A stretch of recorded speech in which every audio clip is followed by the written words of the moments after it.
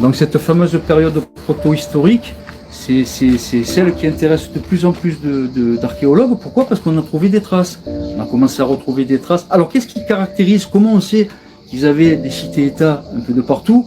C'est cette coalition de Yamna, d'aristocratie Yamna, d'aristocratie tartésienne et d'aristocratie proto-amazigh. C'est que ils ont bâti ils ont laissé des vestiges identiques un peu de partout. À Malte, à Chypre, aux Açores, aux Canaries, aux Baléares.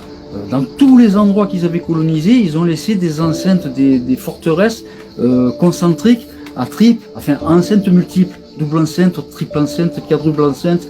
Donc quand vous remontez dans le temps, que vous arrivez à cette période qui a précédé les Minoens, les Étrusques, les Tartésiens, vous tombez dans cette tranche de construction qui était appelée jusqu'à présent la fin du néolithique. Mais maintenant, les archéologues préfèrent appeler le terme proto-histoire, proto-historique.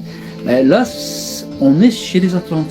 Toutes les constructions que vous avez avec justement des Cartwrights. Alors les Cartwrights, c'est des grosses traînées sur plusieurs centaines de mètres, des fois même sur des kilomètres. C'est des sillons faits dans la roche.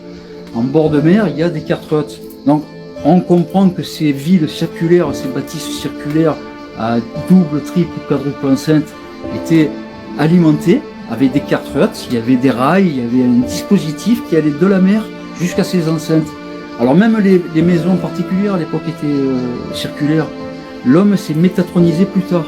L'esprit métatronique est apparu à l'Antiquité, c'est-à-dire au démarrage des Sumériens, au démarrage des Égyptiens anciens. Là, l'esprit est devenu métatronique. Donc, on a commencé à construire des cubes, des mastabas, des ziggourats, des pyramides. On est parti sur un cube ou sur des cubes empilés. Un mastaba, c'est un ziggourate, c'est un empilement de mastaba. Donc à la fin, ça fait quoi? Une pyramide, plus le mastaba est petit. Donc ces constructions cubiques, métatroniques ou en mastaba, elles sont apparues après, elles sont post-Atlante.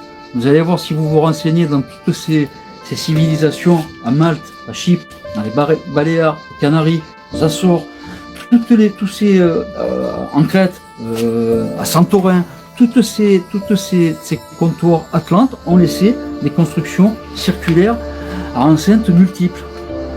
Toutes ces constructions en plus ont des Cartwrights profondes, des tranchées des fois de 20, 30, 40 cm. On comprend qu'il y avait des rails, qu'il y avait des dispositifs, que ça amenait de l'eau, que ça amenait de la nourriture, qu'il y avait un dispositif pour le haler, pour le faire monter, descendre.